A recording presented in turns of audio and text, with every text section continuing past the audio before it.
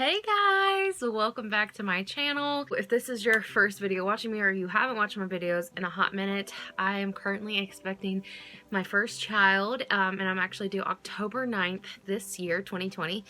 And so this is going to be a video on how I got pregnant, or how I think I got pregnant after trying to conceive for a little over 22 months. I'm really excited to tell you guys all the things I did differently, and I want to preface the video with I am not a doctor, I'm not a gynecologist.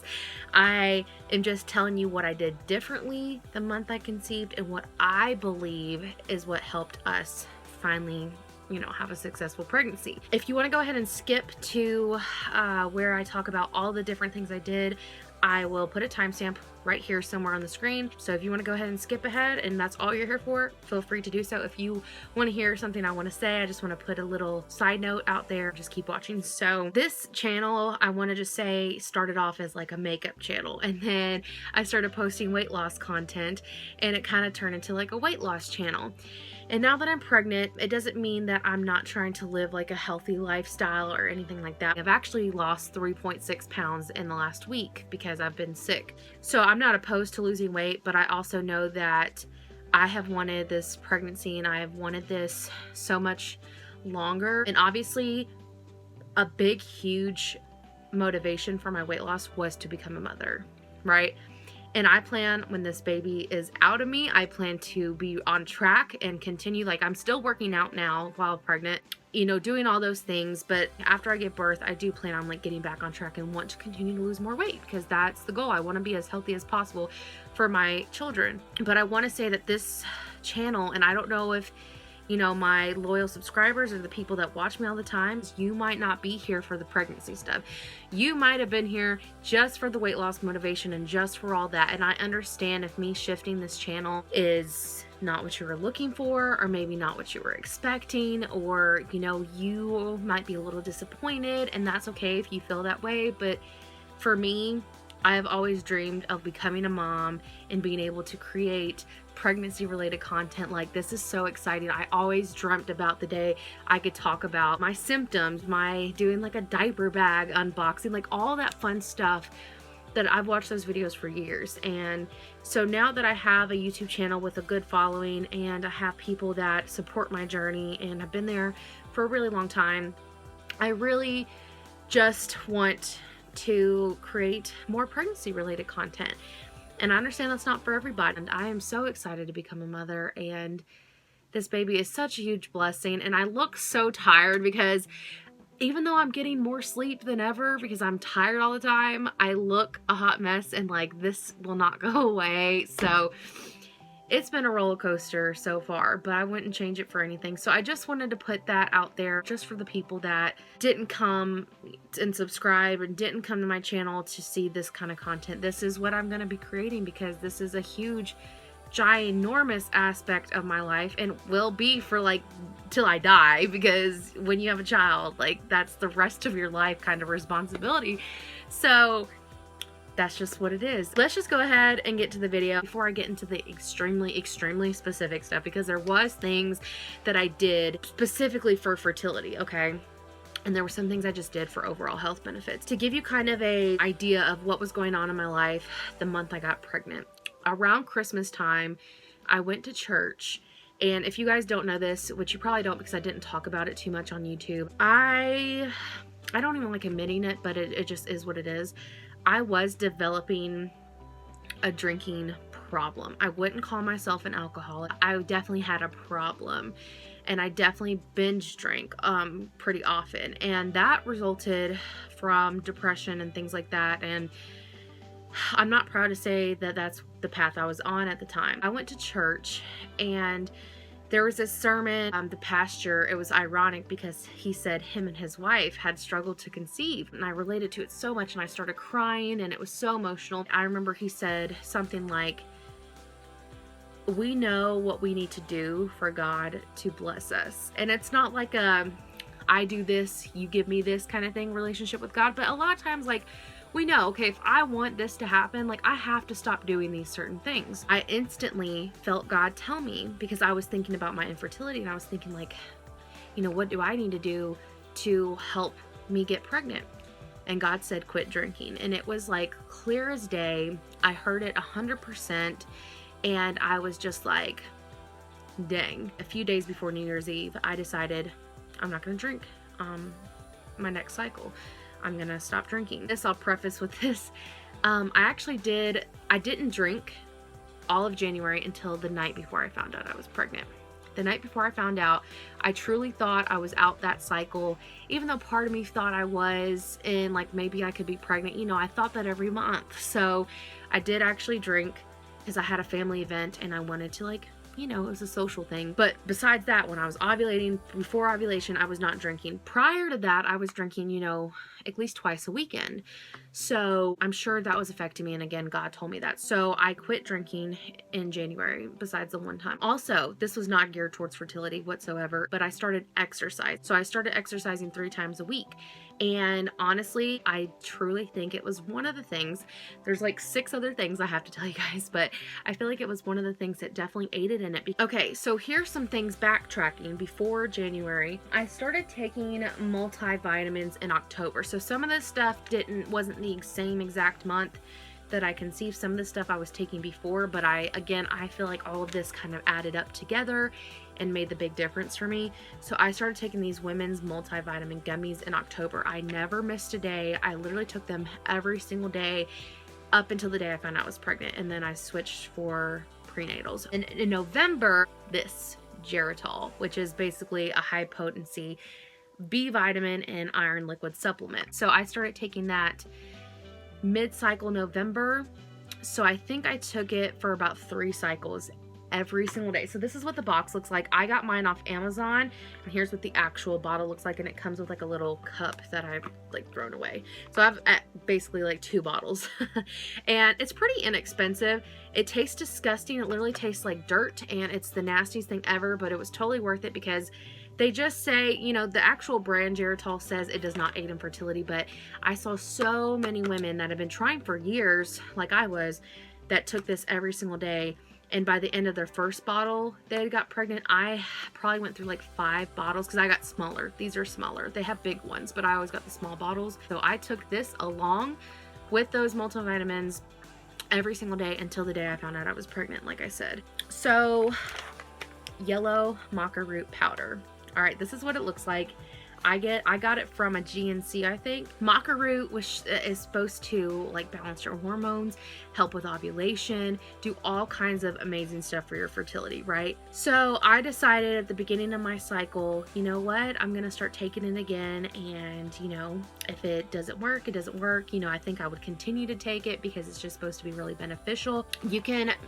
What I would do is get like a shot glass and put orange juice in it and like put the serving in there and just like take it like a shot and then chase it with like something else.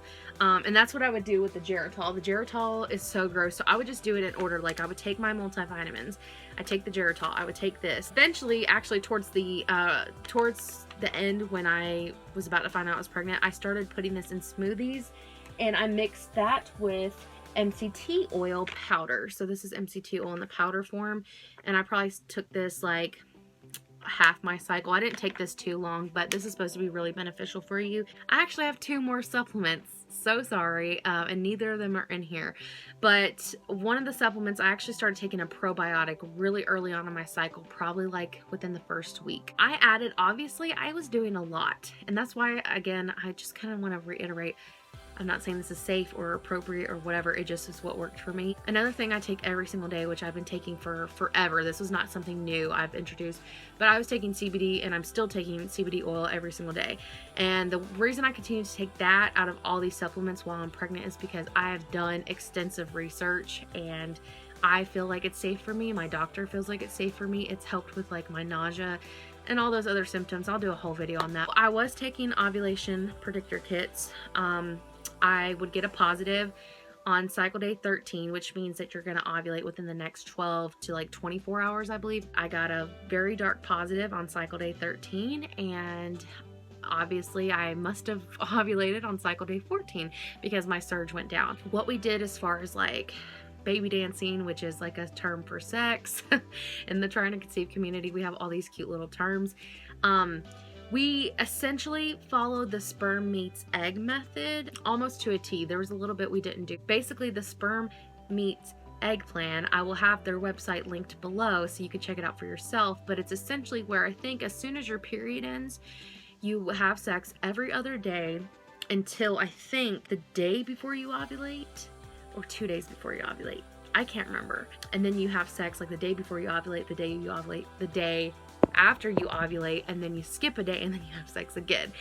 We did not follow it to a T, but we did do it pretty close. So we had sex cycle day 6, which I think is right when my period ended, cycle day 8, cycle day 11, cycle day 12, cycle day 13, and cycle day 14. And let me tell you, cycle day 13 and 14, which were prime time, he was exhausted. He did not want to do it. And I was like, Nick, listen, please. Like, I know we've been doing it all week. Like, it was so much. Because, you know, obviously we've been trying and like we would try to make sure we hit it at the right times, but like we never did it that much. There were never, especially not in a row, like 11, 12, 13, 14. Like, that's a lot of times. And actually, one of the days, I think we did it twice in a row just because we were in the moment, I guess. I wasn't producing much cervical mucus. That was also something that I thought was affecting my chances of getting pregnant, because you obviously need cervical mucus for the sperm to travel safely to the egg. We used coconut oil for lube that cycle. On cycle day 12 and 13, after we finished having sex, I'm looking at my notes, by the way. I laid with my legs in the air for 15 minutes, and I don't care if this is an old wives' tale. I'm telling you, I went all out the cycle I got pregnant. I did everything. There's more I have to tell you guys. So cycle day 12 and 13, I laid there for 15 minutes with my legs in the air up against the wall with like a pillow under my butt and just chilled. And then cycle day 14, which is the day I was supposed to be ovulating, I laid in the air for 45 minutes. Yes, I did. I had researched it, and you know, a lot of people say it's a myth and it's not true. Well, I found an article or like a study where people were doing at-home inseminations, and the nurses told them, lay with your legs up in the air for 45 minutes. And I think the difference with that is like you're shooting it up there yourself, and it's not coming right out of, you know, its original location, so it's not going to be as fast. But I didn't care. I was willing to lay there for 45 minutes. And eventually my husband was like, are you gonna get up? I was gonna lay there longer, but he was like, you need to get up. Something I also want to add that I totally forgot to mention is that before ovulation, pretty much my entire cycle, I made sure to wear like fuzzy socks. And actually I would wear 3 or 4 pairs of socks because it was really cold. Because that is shown to keep your uterus warm and make it like a hospitable environment for a baby. That was something I never did before, and it was like one of the things that I did differently, and I was very adamant about it. I also ate pineapple core and like pineapple in general from 3 DPO to 9 DPO. So they say that the core of a pineapple has this substance called like bromelain in it. I'm not sure if that's how you say it, but it's supposed to help with implantation. Cycle day 17, which was 3 DPO until 9 DPO, I ate that every single day. I had about 3 chunks, like 2 ounces or something like that, of pineapple every single day. And I ate the core and I ate like a slice of it. So they recommend starting that at 1 DPO, but I just had forgot. So I started at 3 DPO and I stopped at 9 DPO because 10 DPO is when I got my first positive. So I also ate a really well-balanced diet the month I got pregnant again. So, you know, I quit drinking, I was exercising, I was taking all these supplements, and I swear, I think I had like fast food twice, and both times was Chipotle, which is like all organic, you know. I actually had lost like no weight until that first week I started Weight Watchers, which was like just a few days before I found out I was pregnant. So I'm trying to make sure I'm not forgetting anything. That's all I had on my notes, but it was a lot. We did a lot. There was a lot of effort and a lot of work, and I told myself I'm going balls to the walls, and I said, if this does not work, I'm not going to do this again. I told myself, if this does not work, I'm not going to do all this craziness. I couldn't stress myself out that much, which I didn't really feel stressed that month anyway, but I just knew if I had to do that every single month, all the stuff, you know, the supplements and things was becoming a part of my lifestyle. The exercise was too, but like the constantly like having to make sure we had sex and just all, you know, laying with my legs in the air, like that stuff kind of gets a little overwhelming.